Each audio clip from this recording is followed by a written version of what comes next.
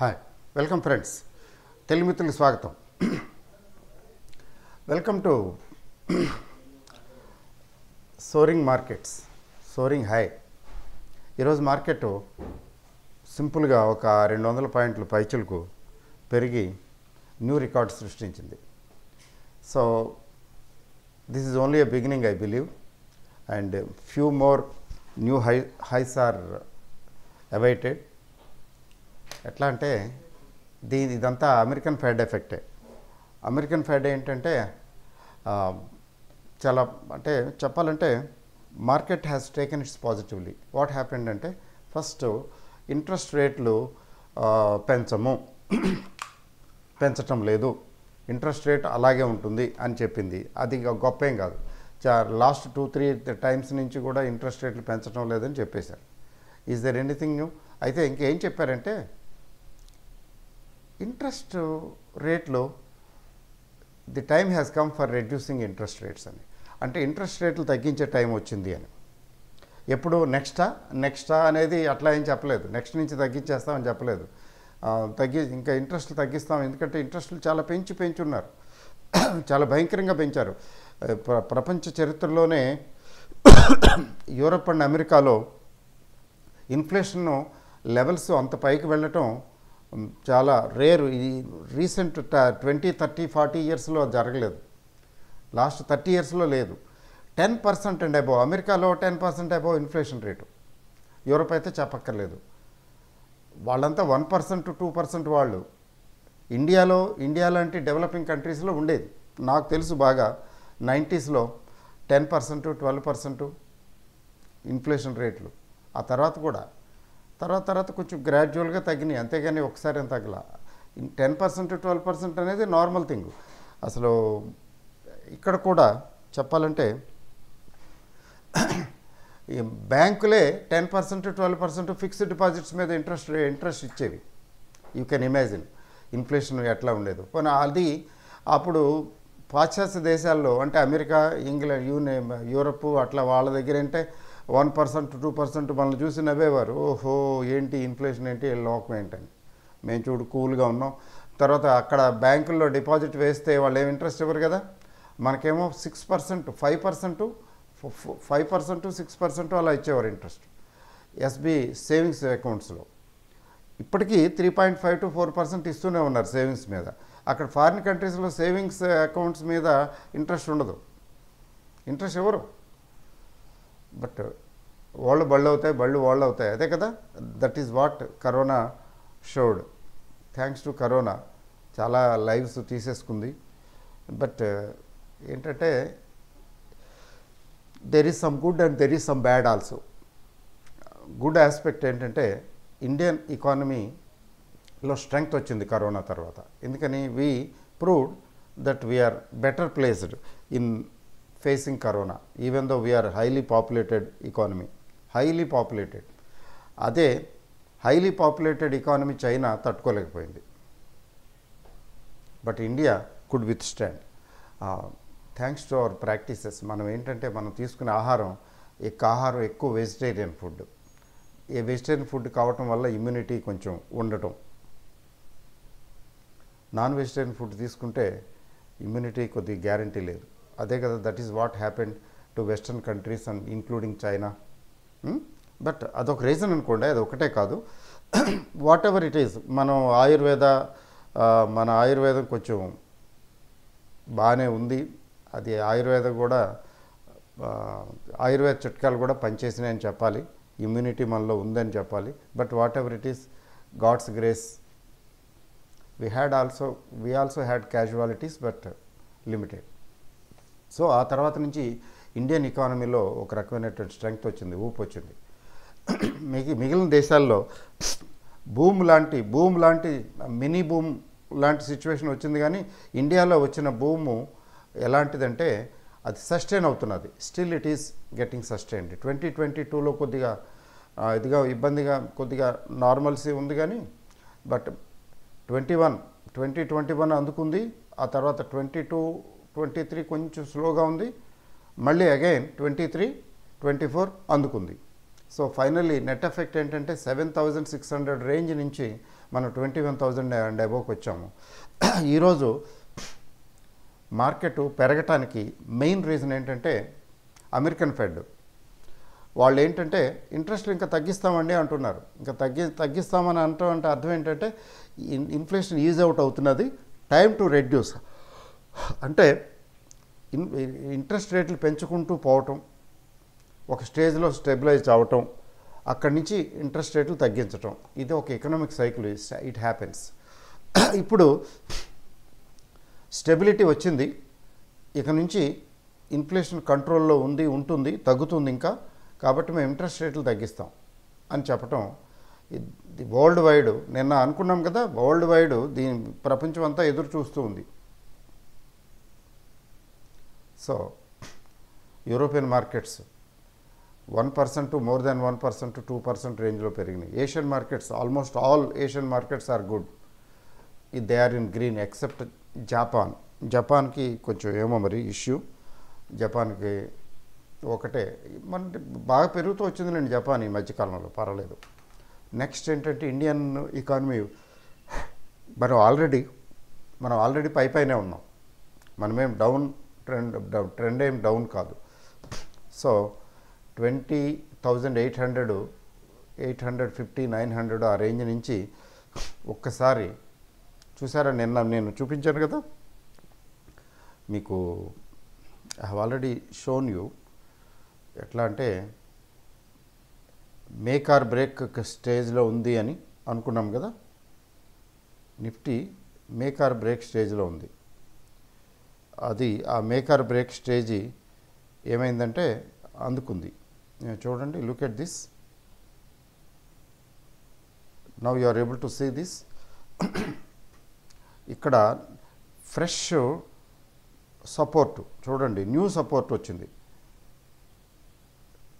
This new support ఇక్కడ 20,900, ఈ 20,900 దగ్గర న్యూ సపోర్ట్ వచ్చింది.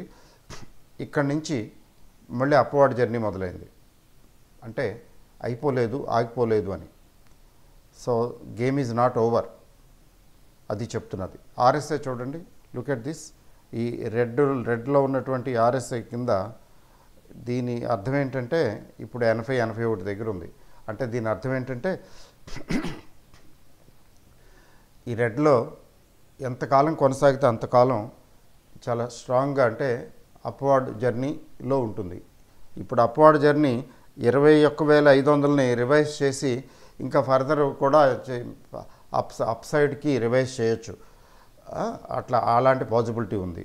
తర్వాత ఎంఏసిడి ఇండికేటర్స్ ఎప్పటి నుంచో స్ట్రాంగ్గా పైకే ఉన్నాయి. ఏడిఎక్స్ అయితే 43 దగ్గర ఉంది. తర్వాత పాజిటివ్ డైరెక్షనల్ ఇండెక్స్ అయితే 50+ ఉంది. అంటే ఏంటంటే రెండు కూడా దగ్గరగా ఉన్నాయి, స్ట్రాంగ్గా ఉన్నాయి, షోయింగ్ స్ట్రెంగ్త్. అంటే గ్రాఫికల్గా టెక్నికల్గా అయితే స్ట్రెంగ్త్ కనబడుతున్నది. బట్ ఈ స్ట్రెంగ్త్ నిన్న కనిపించలేదు. ఎందుకని కనిపించలేదు అంటే market is waiting for news information. అందుకని దాని దృష్ట్యా ఏంటంటే కొంచెం సెల్లింగ్ మోడ్లోకి వచ్చింది, కొద్దిగా లైట్గా సెల్లింగ్ మోడ్లోకి వచ్చింది, మళ్ళీ రికవర్ అయింది. అంటే యథాతథంగా పెంచలేదు, తగ్గించలేదు, అక్కడ వదిలేశారు, అంటే చూస్తున్నారు. కానీ because of this news it flared up. ఇప్పుడు టెక్నికల్గా ఏం చూపిస్తున్నదంటే స్ట్రెంగ్త్ ఉంది మార్కెట్లో అని.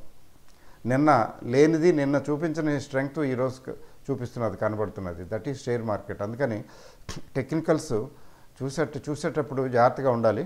టెక్నికల్స్ ఎప్పుడు 100% యాక్యురేట్ రిజల్ట్స్ ఇవ్వవు. ఎప్పుడు ఎందుకు ఇవ్వవు అంటే మధ్యలో ఏదైనా న్యూస్ ఉంటే, ఇంటర్వీనింగ్ న్యూస్ ఇన్ఫర్మేషన్ ఏమైనా ఉంటే, పెండింగ్ ఉంటే దాన్ని బేస్ చేసుకుని రియాక్ట్ అవుతుంది. చూసారా, that is how. So bank Nifty తీసుకున్నట్లయితే బ్యాంక్ నిఫ్టీ కూడా ఒక 600 పాయింట్ల పైన పెరిగి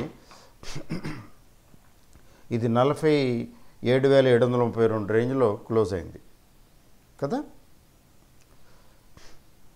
అదండి. మరి స్టాక్స్ తీసుకున్నట్లయితే look at the stocks. First Vedanta పరిస్థితి ఏంటంటే మీకు తెలుసు కదా, లాస్ట్ 1 ఇయర్లో ఆల్మోస్ట్ 15 to 20% డౌన్ తగ్గింది. మళ్ళీ ఇప్పుడు పికప్ అవుతున్నది. ఎంత 350 లెవెల్స్ వచ్చిందా వేదాంత చూడొచ్చు మనం. We can see where it is. So ఇప్పుడు మళ్ళీ పెరుగుతూ మళ్ళీ కొంచెం రికవర్. ఈరోజు 3% పెరిగింది వేదాంత. ఈరోజు 3% పెరిగింది. ఏమిటంటే మేము మళ్ళీ ఇంటీరియం డివిడెండ్ ఇస్తున్నామండి అని అనౌన్స్ చేయటమే కారణం దానికి. సో 250 ప్లస్, సారీ 300 కాదు, 254 ప్లస్ అప్సైడే 254 ప్లస్ ఉంది కదా. సో ఏమిటి దీని ఆంతర్యం ఏమిటంటే వీళ్ళు ఒక అనౌన్స్మెంట్ చేశారు. ఏంటి చేశారంటే ఇంటీరియం డివిడెండ్ ఇస్తున్నాము అని.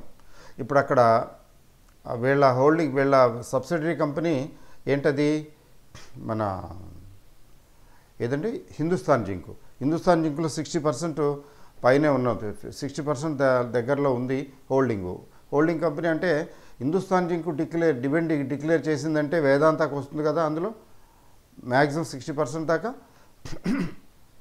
సో ఇప్పుడు వేదాంత డివిడెండ్ డిక్లేర్ చేస్తుంది కొంచెం యాడ్ చేసి కలిపి. అప్పుడు ఈ వేదాంతకి హోల్డింగ్ కంపెనీ ఎవరంటే వేదాంత రిసోర్సెస్ లిమిటెడ్, లండన్ బేస్డ్. ఈ వేదాంత రిసోర్సెస్ లిమిటెడ్కి ఈ డివిడెండ్ పెద్ద మొత్తంలో వస్తుంది కదా. ఈ మధ్యకాలంలో లాస్ట్ 2 ఇయర్స్లో వీళ్ళు చేసిన పని ఏంటంటే మ్యాక్సిమం డివిడెండ్ డిక్లేర్ చేయటం. మ్యాక్సిమం డివిడెండ్ డిక్లేర్ చేస్తే అందులో మేజర్ బెనిఫిషియరీ ఎవరంటే వేదాంత రిసోర్సెస్ లిమిటెడ్. ఫైనల్గా హిందుస్థాన్ జింక్ తాలూకు ఫలితం, వేదాంత తాలూకు ఫలితం ఎవరు తీసుకున్నారు? వేదాంత రిసోర్సెస్. ఏమిటి అంటే వేదాంత రిసోర్సెస్ లిమిటెడ్ చాలా అమౌంట్ తీసుకునుంది, అప్పు తీసుకునుంది, హెవీ డెట్. అవి ఈ డివిడెండ్ అమౌంట్లు ఎక్కువ వస్తే, డివిడెండ్ రూపంలో ఎక్కువ అమౌంట్లు వస్తే కొంత పూలప్ చేసి ఇంకొంచెం యాడ్ చేసి మొత్తానికి చేయటానికి. అయితే ఈ మధ్యకాలంలో 1 ఇయర్గా ఎందుకని డల్గా ఉంది అంటే పెర్ఫార్మెన్స్ అంత బాగోకని కాదు, కానీ ఇప్పుడు వీళ్ళకి డెట్ బర్డెన్ ఉంది, వీళ్ళు రిలీజ్ చేయాలి. మొత్తానికి ఏదో చేస్తున్నారు, బెయిల్అవుట్ అయిపోతారు, ఇబ్బంది ఏం లేదు అలా అనిపిస్తున్నది. అసలు మామూలుగా కూడా ఆయన అగర్వాల్ గారు one of the richest persons in the world, ప్రపంచంలోనే one of the richest persons, రిసోర్స్ఫుల్లే, మొత్తానికి ఏదో చేస్తారు. సో ఇది ఇప్పుడు జరుగుతున్నది. అందువల్ల ఏంటంటే డివిడెండ్ డిక్లరేషన్ అనగానే కొంచెం పెరిగింది అంతే, అంతకుమించి ప్రత్యేకత ఏం లేదు. తర్వాత ఈ డెట్ని ఎలా హ్యాండిల్ చేస్తారనేది సమగ్ర సమాచారం అయితే లేదు. మొత్తానికి somehow they will manage, we know. లేకపోతే ఈ పాటికి పడేసి ఉండేవాళ్ళు.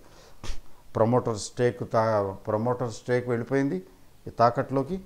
హిందుస్థాన్ జింక్లో ప్రమోటర్ స్టేక్ తాకట్టు. హిందుస్థాన్ జింక్లో ప్రమోటర్స్లో ఎవరంటే గవర్నమెంట్ ఏం తాకట్టు పెట్టదు కదా, ఎవరు పెట్టారు అంటే వేదాంత వాళ్ళే పెట్టారని.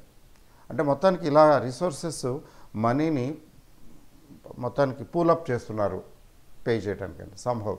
Okay, they are managing. Next ఇంకోటి ఏంటంటే సెయిలు ఆల్ టైమ్ 52-వీక్ హైక్ వచ్చింది. ఏంటి, బికాజ్ మీకు తెలిసిన విషయమే కదా మనకి, it's an open secret. All PSUs are on fire. PSUs అంటే కొని పడేస్తున్నారు.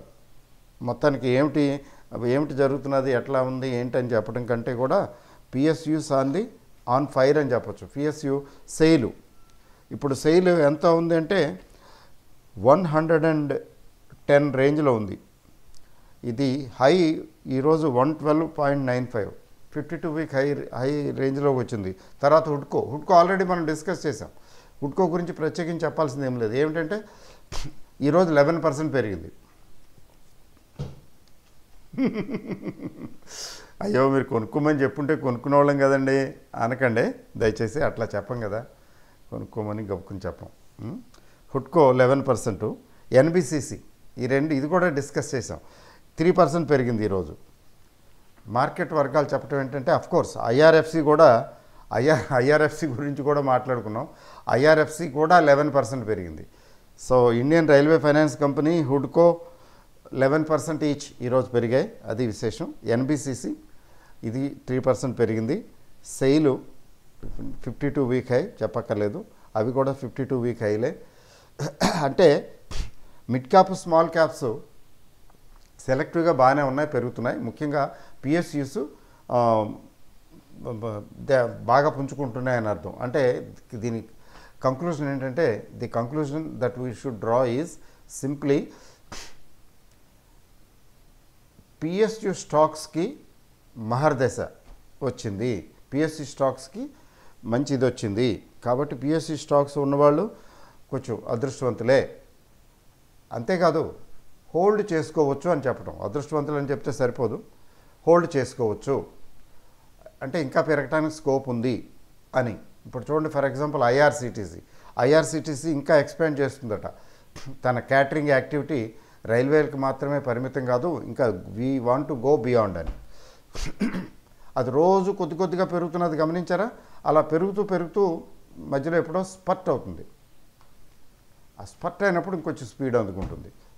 ప్రస్తుతానికి పెరుగుతున్నది అంటే మధ్యలో కరెక్షన్ రాదనేం కాదు, కరెక్షన్ వచ్చినా మళ్ళీ పుంజుకుంటుంది. సో ఐఆర్సిటీసీ ఈజ్ స్ట్రాంగ్ చెప్పక్కర్లేదు. రైల్వే స్టాక్స్ ఎలాగో స్ట్రాంగ్గానే ఉన్నాయి. నెక్స్ట్ మరి ఎల్ఐసి చెప్పక్కర్లేదు, అది కూడా అలానే ఇంచింగ్ అప్ కొద్ది పెరుగుతున్నది. మనం ఎప్పుడు చెప్పానో ఎల్ఐసి గురించి నాకు గుర్తులేదు, మొత్తానికి ఈ మధ్యకాలంలో ఎల్ఐసి గురించి మాట్లాడాం.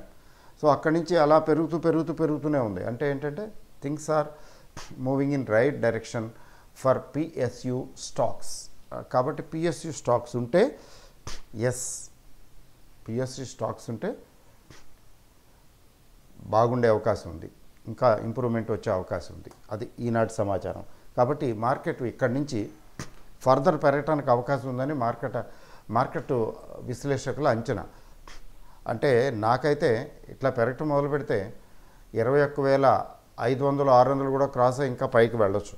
నేనైతే 21,550 600 అట్లా గిరిగీసుకుని ఉన్నాను నిన్న మొన్నటి వరకు. మళ్ళీ ఇప్పుడు ఇంకా అంతకన్నా కూడా వెళ్ళొచ్చు పైకి. Let us see.